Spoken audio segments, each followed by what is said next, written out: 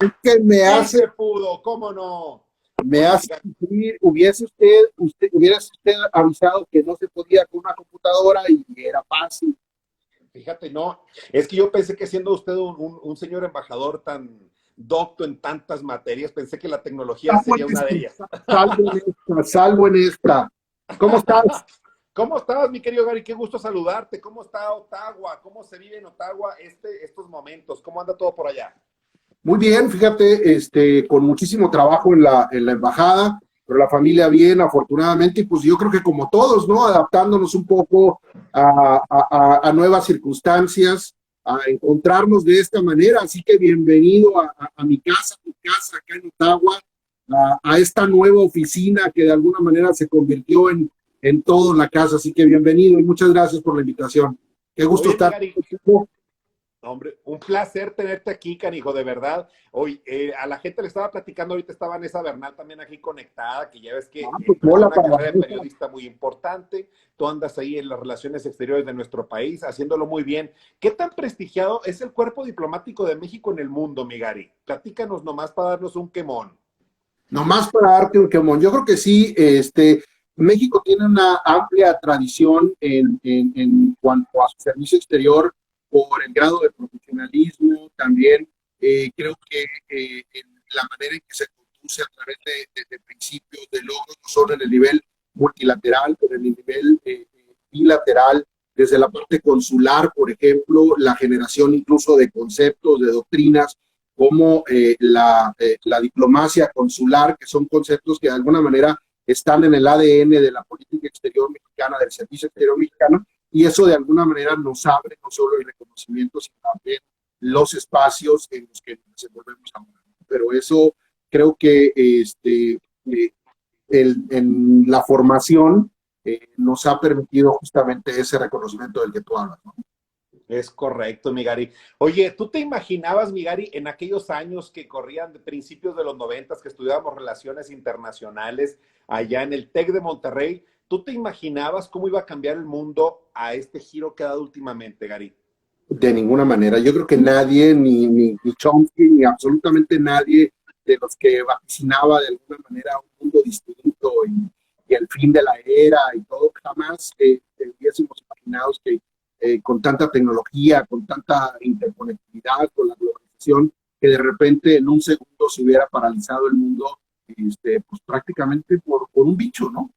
Sí, está muy curioso, mi Gary. Y luego, habiendo salido de Cananea para llegar hasta donde has llegado, mi Gary, ¿ha sido un trayecto sencillo o complicado? ¿Cómo ha sido tu trayecto desde que decidiste dejar la hermosa Cananea Sonora, pueblo minero de gente revoltosa, donde inició la Revolución de México? Así es, pues he de decir que uno se sale del rancho, pero el rancho no se sale de uno jamás. Eh, Eso.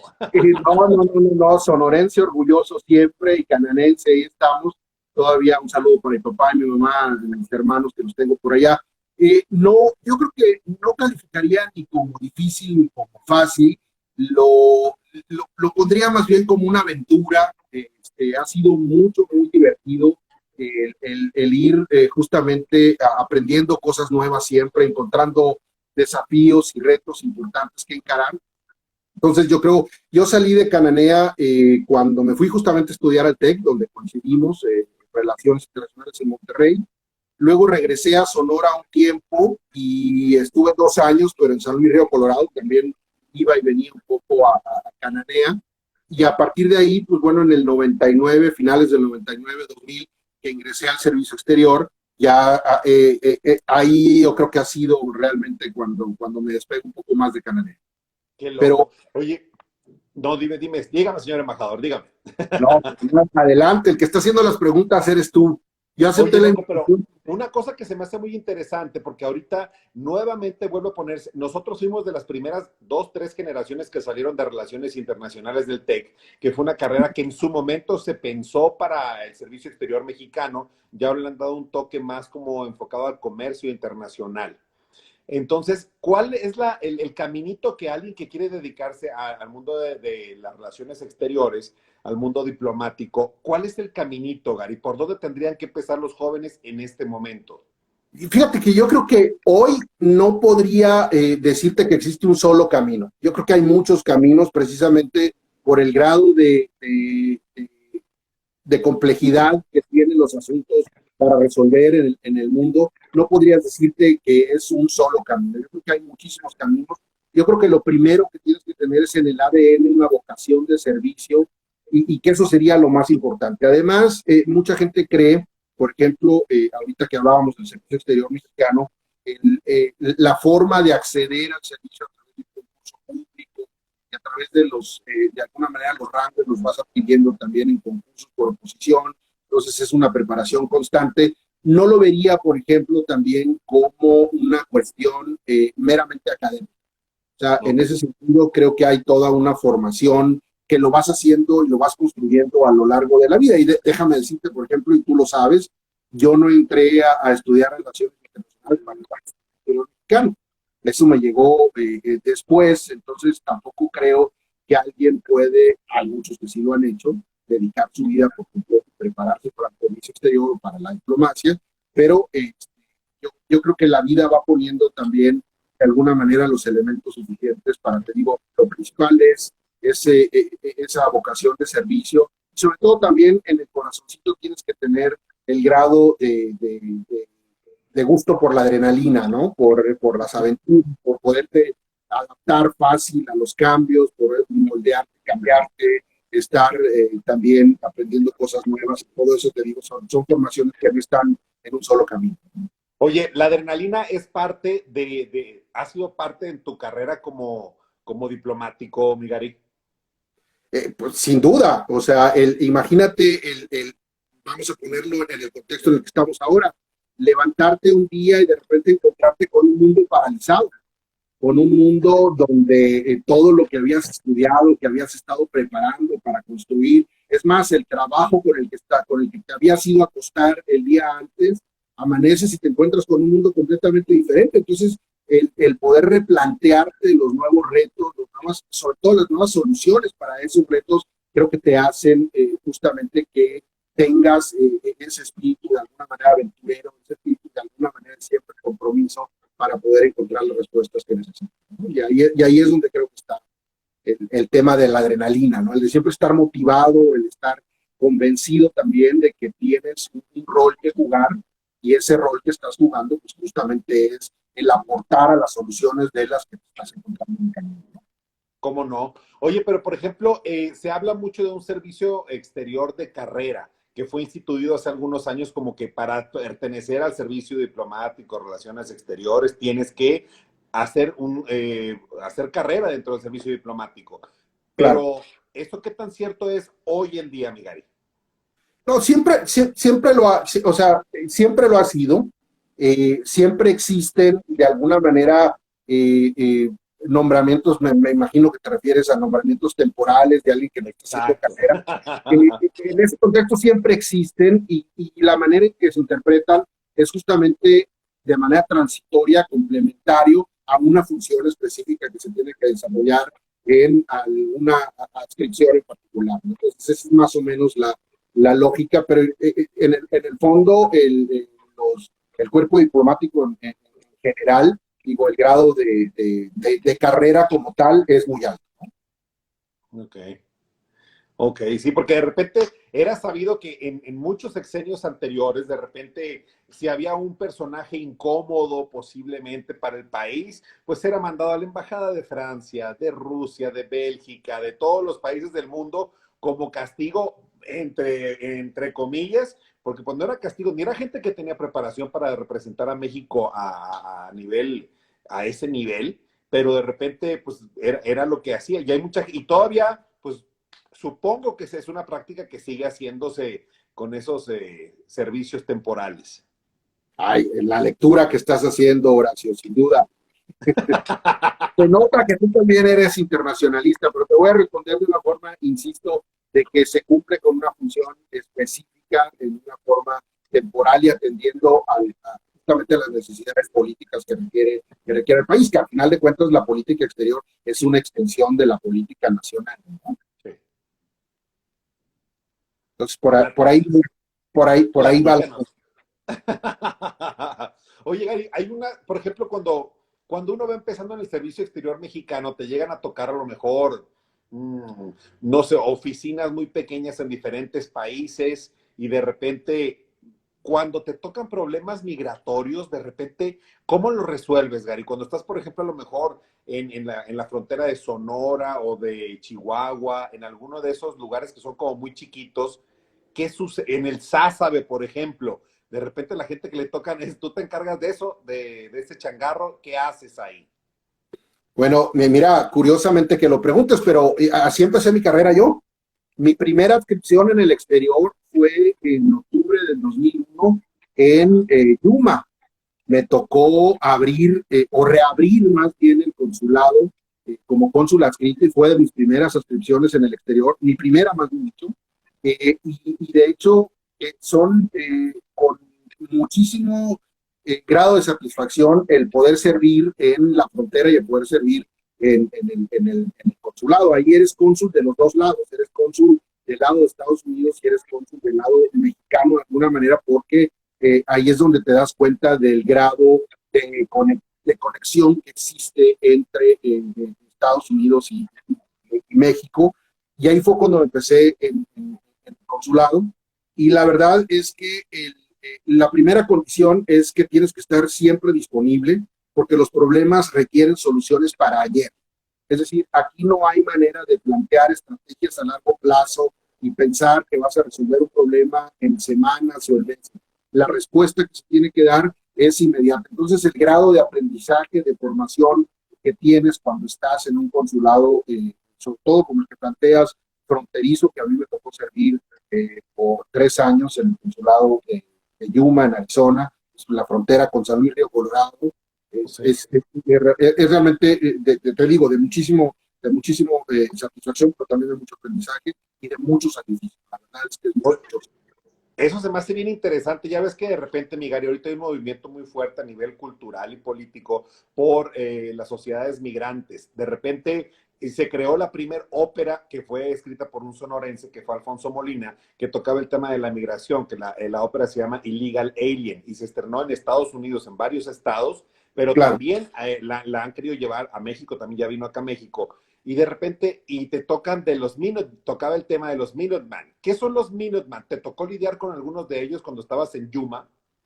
Sí, claro, bueno, son estas agrupaciones de ciudadanos estadounidenses, particularmente rancheros, que son propietarios en muchos de los casos de los territorios colindantes, de ranchos colindantes a la frontera, y que cumplen una función, según ellos, de apoyo a las autoridades estadounidenses para detener lo que ellos denominan como una invasión.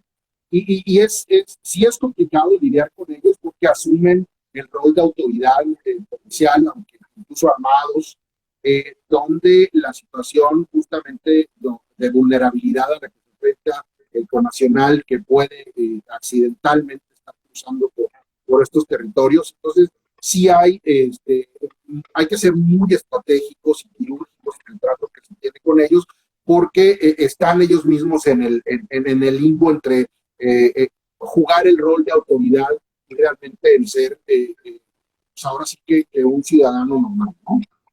Sí, está muy cañón.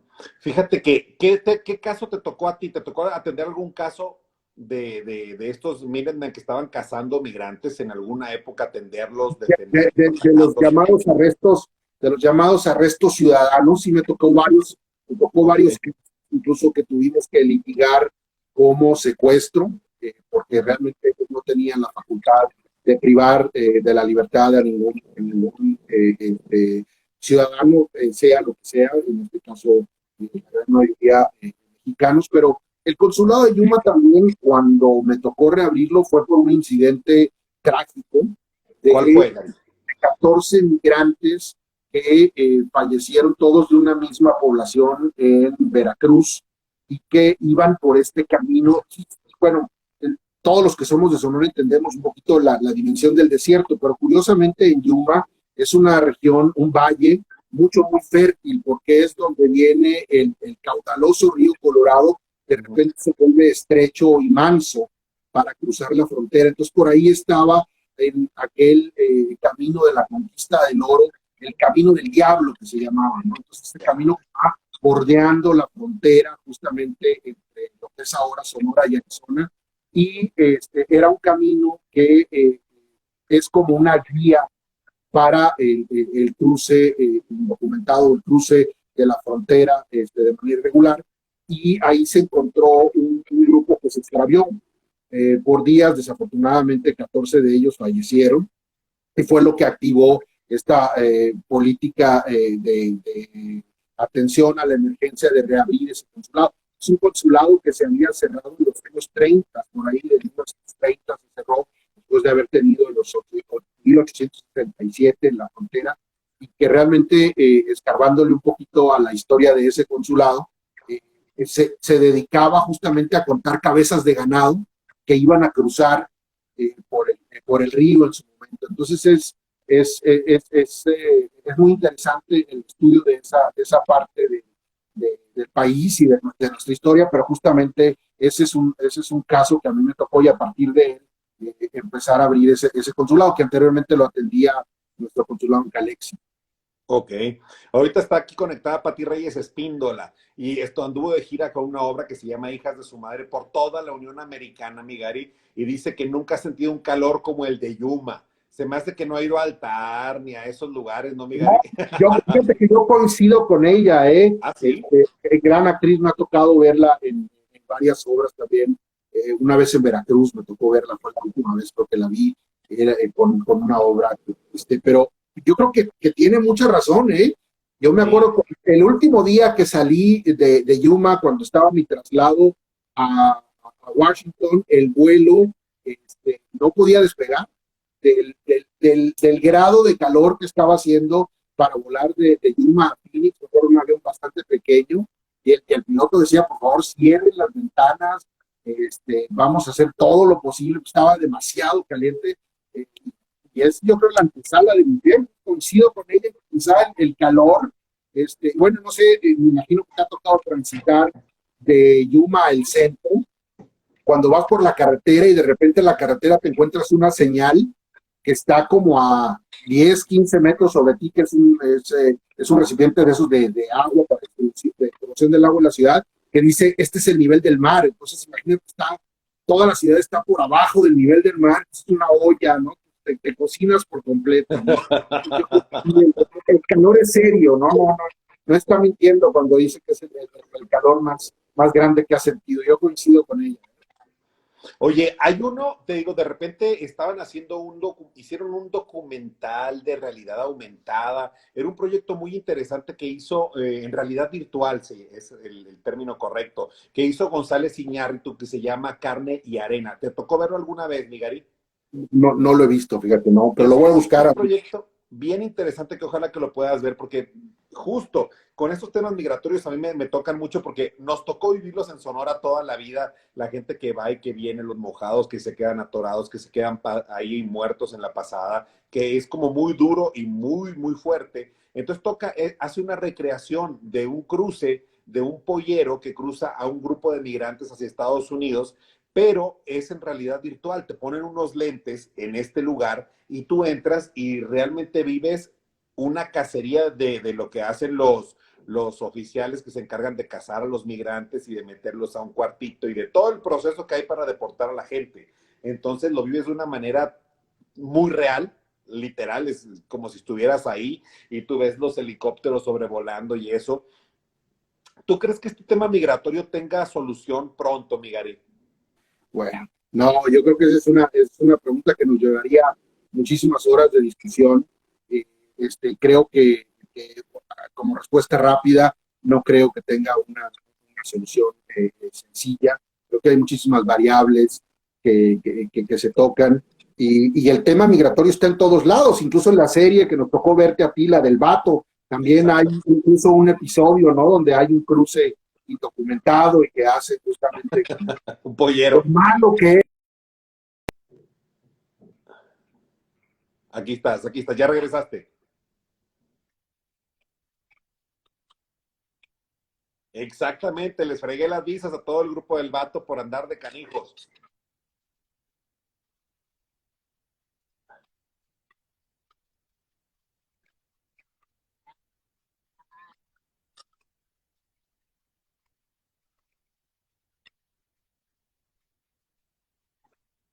En You.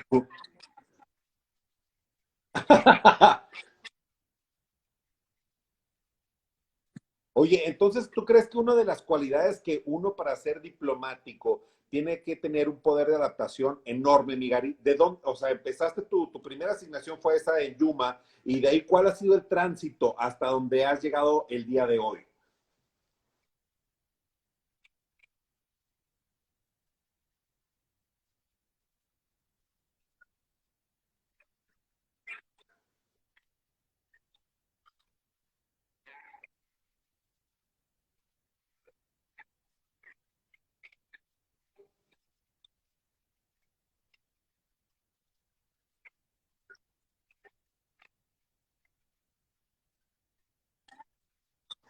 Qué loco, güey. Oye, vivir en Washington, ¿cómo fue estar en la capital del mundo? ¿Qué fue eso?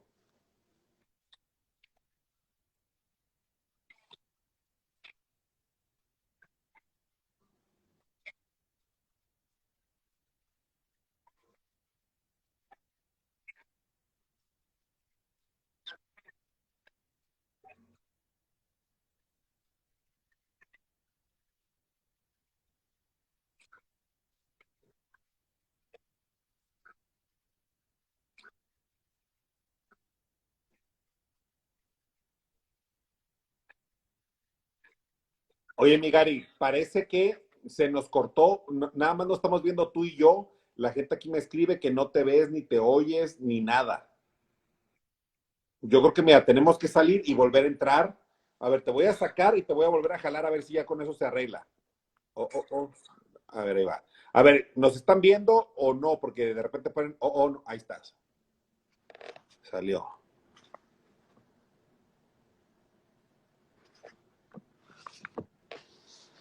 Bueno, de repente, ya ven, estas cosas del internet, así pasan. ¿Sí me pueden ver a mí o no? Ahí viene otra vez ya. Ah, ok, ya. A ver, otra vez sacamos al Gary. Ahora viene ya nuestro señor embajador. A ver si sí se puede conectar otra vez. A ver si no batallamos como al principio. Pero bueno, pues está bien. Claudia García, muchos saludos. Claudia, tú eres de Cananea también, ¿no? Tú debes de conocer a Juan Gabriel seguramente. ¿Qué pasó, señor Murguía? Sigue igual. Oye, mi Jerry, tienes muchas fans que todos los días te escriben aquí cosas, que sigues igual. ¿Igual a quién, Marifer? Ahí viene, ahí viene, ahí viene. A ver, mi Gary, échele para acá, venga, venga, venga, señor embajador, no se haga loco. Venga para acá. Eso. ¿Qué pasó? ¿Ahora sí nos vemos o no? Pues yo a ti te veo perfecto. Yo no sé si, a ver, nos están viendo, ya ven a Gary aquí conectado otra vez. Es que luego la gente es muy participativa y te ponen, sí, aquí está, aquí no, aquí se oye, aquí se le chanclea un ojo, aquí le guarachea el No, otro. la verdad es que todo el mundo ha seguido esta gran iniciativa que tuviste de conectarte, ¿no? Desde el encierro. Así que, y es verdad que luego es muy participativa. Pero no estoy viendo los comentarios, pero Mira, está Claudia García, que también es de Cananea, que te manda muchos saludos, mi Gary. sí, hombre, saludos para Cananea, saludos para Claudia también. Oye, mi Gary, entonces platícame, ¿qué fue para ti estar viviendo en Washington? Porque ahí fue donde nos quedamos cuando se nos empezó a ir tu imagen y tu sonido. Sí, te decía bueno, como sabes, es una ciudad con una oferta cultural muy rica. Es una ciudad, a pesar de, como dices, de ser la capital de los Estados Unidos, es una ciudad muy tranquila. Y curiosamente, la ciudad de Ottawa es muy similar. Son ciudades que de alguna manera son pequeñas, donde la vida es muy administrativa. Gran parte de la actividad económica y en general de la ciudad, pues es una dinámica muy burocrática, es una dinámica muy del negocio con el gobierno, pero eso lo hace una experiencia también muy tranquila, ¿no? Entonces, pero te decía también desde la parte profesional fue una etapa muy enriquecedora. Me tocó estar en varias negociaciones internacionales en la OEA. El nivel de diálogo con Estados Unidos, pues insisto, de 1 de 34. Entonces, esto te hace también que cambia mucho la visión de cuando estás directamente al 100% dedicado al quehacer con los Estados Unidos. Era un ambiente muy latinoamericano, que eso también lo hizo, sobre todo por la OEA, ¿no? Todos los países realmente la influencia latinoamericana. Y como sabes, el edificio que está prácticamente cruzando la calle de la Casa Blanca, pero es prácticamente un oasis latinoamericano, y eso hace que toda tu experiencia en la ciudad y la manera como ves las cosas también cambie. Pero se aprende muchísimo justamente para entender un poco la lógica política, la lógica cultural de lo que es Estados Unidos. Sin duda el cerebro y el corazón de la política de ese país. Entonces, bueno, el estar ahí por un tiempo bastante extendido siempre fue una experiencia muy enriquecedora, insisto. Qué loco. Oye, Migari, y de repente llega el momento de irte a Canadá. ¿Te tocó algo? ¿Cómo nos perciben a los mexicanos en este momento en Canadá? ¿Cómo somos vistos allá? Mira, yo creo que el canadiense en general tiene una muy buena visión de México, no por nada, más de 2 millones de canadienses visitan México cada año y 75,000 lo ponen como su casa temporal o su casa permanente. Para ellos somos un vínculo necesariamente con América Latina. Y el canadiense es también una persona que no solo busca del sol y playa. Son personas que nos conocen bien, conocen nuestra historia, conocen nuestro contexto histórico, y eso los hace, por ejemplo, que se sientan muy atraídos por los pueblos mágicos, por el corazón de México, ¿no? Seguramente los habrás visto mucho. Hay poblaciones como Ajijic, cerca del lago de Álamos, que están llenos de Álamo, canadienses. ¿no? Sí. San Carlos, toda esa parte que si bien tienen, entonces en general la percepción que se tiene de México se tiene de un país aliado, de un país vecino, de un país socio, pero también donde culturalmente encuentran ellos muchísima riqueza y que los atrae, ¿no? Insisto, los atrae. Más allá de Cancún, que siempre será Cancún, o de Acapulco, ¿no? De las playas siempre hay más, y creo que esa es la visión que tienen los canadienses, ¿no? Y la relación también es bastante buena con ellos. Oye, Migari, ¿cuál es tu impresión a lo largo del tiempo que llevas viviendo en Canadá de Trudeau? Cuéntame cuál es tu punto de vista como mandatario, ¿cómo lo ves a él? Mira, pues la percepción personal es que es un político fresco, joven, y como tal se ve en la manera de hacer negocios, ¿no? Es un político también habilidoso, sin duda. Hoy, con el manejo de la pandemia, los niveles, a pesar de algunos accidentes por ahí que ha tenido con ciertas crisis por escándalos aquí y allá, ha sido de un político muy bien posicionado, un político abierto a la gente, que conecta, y que de alguna manera es querido, ¿no? En Canadá, y eso creo que es la impresión generalizada. Sí. Y en cuanto a las decisiones tomadas para el manejo del coronavirus en esta crisis tan fuerte, ¿cómo has visto eso, el manejo de toda esta crisis en Canadá? Mira, en general yo creo que bien. Creo que depende mucho también de la reacción que ha tenido la gente, ¿no? De seguir las pautas que le indica el gobierno, los expertos en salud. Pero aquí hay una particularidad que creo que quizá de lejos no se alcanza a percibir tanto, y es el auténtico poder y nivel de toma de decisiones que se tienen desde las provincias.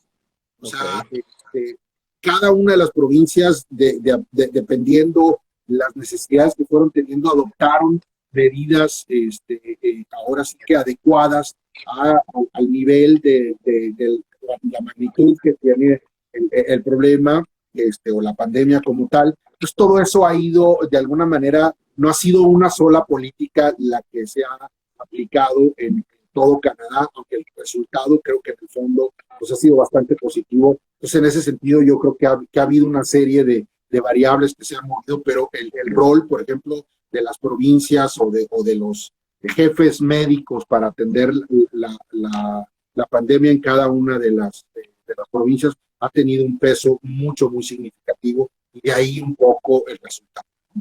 Ok. Oye, Migari, ¿y cuál crees tú ahora con esta renegociación del Tratado de Libre Comercio? que anteriormente así se le llamaba. ¿Cómo ves tú las negociaciones favorables para México, para Canadá, para Estados Unidos? ¿Quién se verá mayormente favorecido, Migari? Yo creo que todos, ¿eh? Yo creo que aquí es importante vernos como una región Ujú. mexicana como tal y que conceptualmente sea más simplemente que un espacio geográfico, sino que es realmente un espacio común y nos tenemos que ver así, ¿no? Como que los ganadores somos todos y principalmente la modernización del tratado creo que permite justamente eso, ¿no? Que de alguna manera se incorporen todos estos elementos de la realidad económica, que eso yo creo que nos va a ayudar bastante. Esperamos que con esta nueva normalidad nos ayude también a superar los desafíos que nos va a poner de manera económica, sociales y de presión justamente de presupuesto. Oye, y los retos a vencer para poder transitar libremente, comercialmente y culturalmente, ¿cuáles serían de México para estar allá? ¿Qué tenemos que hacer? ¿Qué hay que hacer para estar en la jugada, Migari? Eh, pues mira, yo creo que lo primero es que tenemos que vernos así, de Canadá a México, pensando también que tenemos en el centro pues un vecino común que es enorme, ¿no? Y que además de ser enorme, pues toma mucho de la fuerza y de la energía de ambos países. Pero México y Canadá y los mexicanos en Canadá se sienten muy cómodos, lo habrás podido ver, y es una población que también que crece, que se siente atraída. Eh, eh, en ese sentido, creo que lo que tendremos que seguir haciendo es construyendo esos lazos directos Canadá-México sin necesariamente pasar por Washington, ¿no? Pero desde la perspectiva mexicana, yo creo que hay mucha afinidad en todos los sentidos con esta lógica con la que comulgamos del bienestar, de poder estar pensando en la gente como parte importante de la toma de decisiones, ¿no? Pero por ahí yo creo que va, hay que fomentar muchísimo más el conocimiento recíproco, hay que llevar más canadienses a México para que estudien, para que nos conozcan, y a la vez también traer a más mexicanos a estudiar aquí a Canadá, no solo para estudiar alguna materia en particular, sino cómo justamente podemos tejer esos puentes que necesariamente necesitamos, esos vasos comunicantes que van más allá de lo que hace el gobierno, pero de persona a persona, de universidad a universidad, de comunidad a comunidad. Y creo que por ahí es donde tenemos que poner el acento, es donde la misma gente está empezando, porque lo primero que podemos imaginar es que la comunidad o la diáspora mexicana en Canadá es igual a la de Estados Unidos, y nada más equivocado que eso. Creo que son dos dimensiones completamente distintas. ¿Por No qué, son Miguel? ¿Cuál es la diferencia entre estos grupos? Bueno, lo primero es el número, ¿no? Estamos hablando de que mexicanos en Canadá debe de haber no más de 150,000, y digo no debe de haber porque depende qué tipo de estadística es la que estoy viendo en cuanto a los números de visitantes y las personas que vienen. Ese es lo primero. Y el grado de atracción que tiene también es para muchísimos profesionistas. Es decir, Canadá a lo largo de los años, su sistema migratorio ha favorecido mucho por ejemplo, atraer científicos, atraer académicos, atraer ingenieros, especialistas. Entonces eso también te hace que el perfil de tu comunidad sea distinto, aunque también está creciendo en muchos otros sentidos, ¿no? Pero por ahí creo que el trabajo es hacer, diferenciar un poco el tipo de atención que se le da a la diáspora. Y precisamente con ellos tenemos muchísimo, ahora tenemos un proyecto que estamos empezando a trabajar con la Confederación de Estudiantes e Investigadores aquí, que son mexicanos todos, de la huella de México en Canadá, porque la diáspora es mucho más reciente, en volumen es menor, pero el impacto sin duda ha sido muy alto. Entonces ahí creo que es donde encontramos grandes diferencias. Que no, fíjate, hay mucha gente en este momento, Gary, dada la situación que está viviéndose en México políticamente y socialmente y económicamente, que está devastando el país totalmente por todos lados, la gente está tratando de migrar. ¿Canadá sería una solución, un país viable para irnos para allá, Gary? Bueno, Canadá sin duda tiene un sistema migratorio muy bondadoso, ¿no? Con la atracción como te decía, de talento.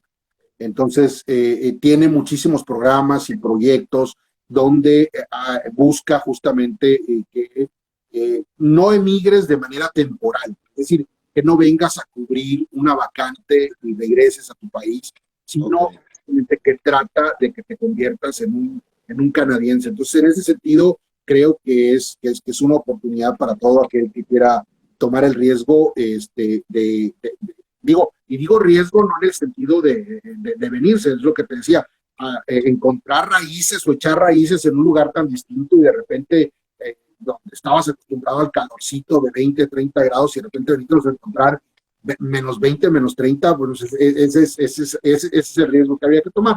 Pero, oye, Patricia otra vez, sigue aquí conectada, gracias mi alma por estar aquí conectada, dice, pero con ese clima ahí te ves, no hombre, ni ganas. Hay mucha gente que realmente sí le saca el frío. El mexicano busca mucho Vancouver porque pareciera ser muy parecido, así el clima es menos frío, ¿no? Muchísimo menos frío comparado, por ejemplo, con la costa del Atlántico. En la costa del Atlántico vives 8 meses encerrado a menos 30, menos 40, si es que no estás acostumbrado a ello, ¿no? Pero sí el es coronavirus les viene guango, mi amigo. Con ese encierro de 8 meses, bueno. No creas. Pues por eso es que creo que fíjate que fue tan fácil decirles quédate en casa, pues ya estábamos acostumbrados, ¿no? Ya veníamos de 8 meses, aunque no te creas, en el invierno nadie se queda en casa.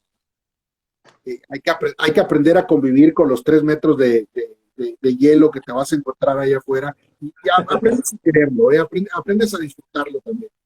¿Cómo no? Miguel, ¿y cuáles son realmente los problemas fuertes que enfrentas tú como representante de México en Canadá en este momento? ¿A qué se enfrentan los mexicanos que viven allá o que quieren salir? ¿Qué es lo que realmente llena tu agenda en estos momentos? Mira, y hay varios retos. Un primero, me imagino que lo has podido haber leído en las noticias, fue el desafío de este programa de trabajadores agrícolas temporales. Es un programa que tiene más de 46 años, el PETAP, donde de 200 trabajadores en un inicio hasta 27,000 son los que llegaron el año pasado. Entonces la operación es una operación que nos consume mucho tiempo, tanto a México como acá. ¿Por qué, Gary? ¿Por qué, señor embajador? Cuéntenos. No, bueno, lo que pasa es que imagínate, es un proyecto, es un programa donde 24,000 personas se desplazan año a año a trabajar al campo, trabajadores agrícolas que vienen a las granjas canadienses durante una estancia de 8 meses. Pero imagínate, eso es una maquinaria que está muy bien aceitada, pero llega el coronavirus, pues entonces hay que alterar la logística, la cuestión de adaptarlos a una nueva realidad, los controles en cuestión de la cuarentena. Entonces, todo eso habla de un despliegue obligado por parte de los consulados, la negociación con el gobierno canadiense para asegurar el bienestar de nuestros trabajadores, garantizar que los empleadores respeten los derechos de los trabajadores. Entonces, todos son desafíos y retos que consumen bastante tiempo, pero que de alguna manera es el quehacer cotidiano nuestro. Ahora también tenemos un gran número de estudiantes que se encuentran, que se enfrentaron a desafíos. La repatriación hacia México, por ejemplo, fue uno cuando se empezaron a cancelar vuelos, a cerrar. Entonces, todo ese tipo de cosas. Yo me dedico, mi agenda tiene que ver con las cuestiones consulares, es decir, soy el cónsul aquí en Ottawa y eso hace que todo, desde un pasaporte hasta la expedición de cualquier documento, un registro de nacimiento, entonces, todos esos servicios a la comunidad son parte de las cosas que me ocupan a diario, y sobre todo la protección también de los connacionales. Eso es lo que día a día hace mi trabajo. Qué fregón, Miguel. Y fíjate que ahorita justo pone Patricia porque tiene una de sus asistentes, su marido está en ese programa y va y trabaja una temporada para allá, pero qué padre que tengan la posibilidad. Sería como un programa, el programa Bracero que existió en Estados Unidos muchos años, Miguel, una cosa así, similar. Es más o menos el equivalente, ¿no? Es un programa bilateral donde acordamos los términos de referencia entre los dos gobiernos y el proceso interno para solicitar trabajadores lo hace el gobierno canadiense y la parte reclutadora la hace el Servicio Nacional de Empleo en México. Entonces, a lo largo de todas las oficinas que tiene el SNE en todo México, se identifican a estas personas que se quieren venir a trabajar a Canadá y entonces se les contrata acá por una empresa y trabajan durante 8 meses Qué loco. y regresan. Qué padre. Oye, nos pregunta Gerardo Murguía, que es otro de mis muy queridos amigos aquí en México, un pedazo de actor, que sí, qué tan fácil es ir a... Digo, Patty estuvo trabajando ya haciendo Fear Walking Dead en Canadá, estuvo trabajando 2 meses viviendo allá y fue una gozadera que nunca se le quitó el frío, dice. ¿Es a dónde? En Vancouver. Creo que fue en Vancouver, según yo, no me acuerdo, pero según yo sí es Vancouver. Entonces dice Jerry que qué tan difícil sería para entrar como actores. Por ejemplo, si nos quisiéramos agarrar nuestras maletas y nuestros calzones y decir, ahí le voy, señor embajador, ¿cómo le hacemos para trabajar como actores en Canadá? ¿Hay alguna producción, casas productoras grandes?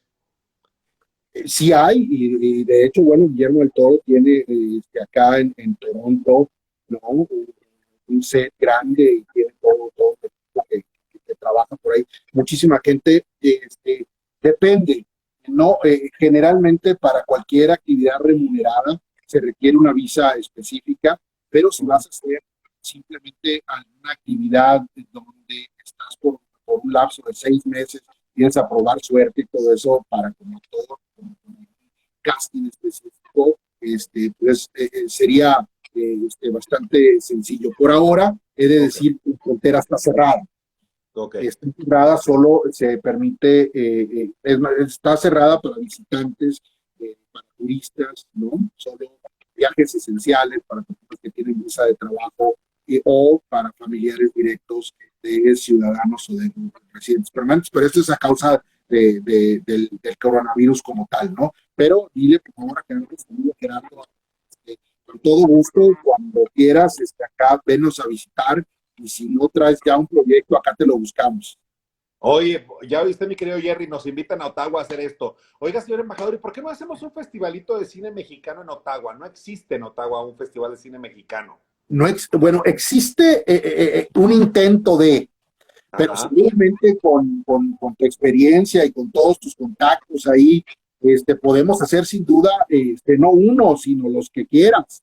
Y no solo en Ottawa, podemos pensar en alguna ruta que vaya de costa a costa a costa, como dicen aquí, ¿no?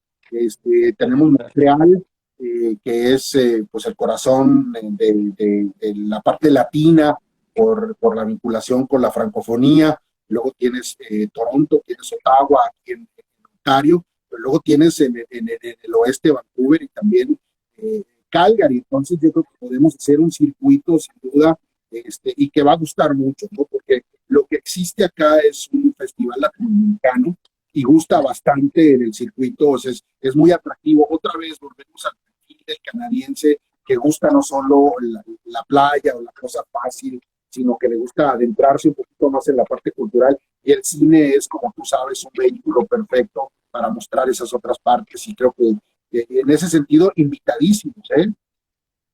Estaría buenísimo ir a mostrar nuestras partes allá en Ottawa, mi querido señor embajador. Sobre todo en febrero, ¿eh? Acá te esperamos en febrero cuando esté a -40. Patricia también es bienvenida. Digo, el calor es difícil de quitarse, el frío ¿no?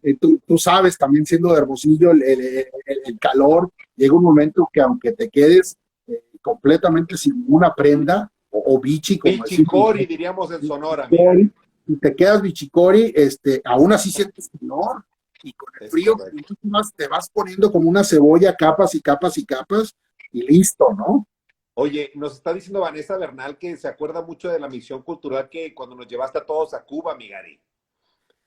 Pero con ese proyecto. Claro, fuimos varias veces a Cuba. Esta última con Vanessa nos tocó toda una aventura porque fuimos, si mal no recuerdo, al festival, y creo que fue el último Festival de la Juventud y los Estudiantes. Es un evento global, y ahí nos lanzamos justamente desde el TEC.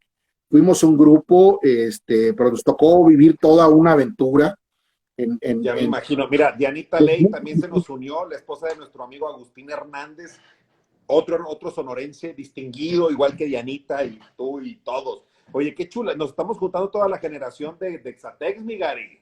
Imagínate, sí, efectivamente fue en el 97, nos tocó ver un concierto donde todavía estaba Fidel de presidente. Estuvimos en una actividad donde estuvo Silvio Rodríguez. Bueno, imagínate, estábamos pues prácticamente saliendo de la universidad.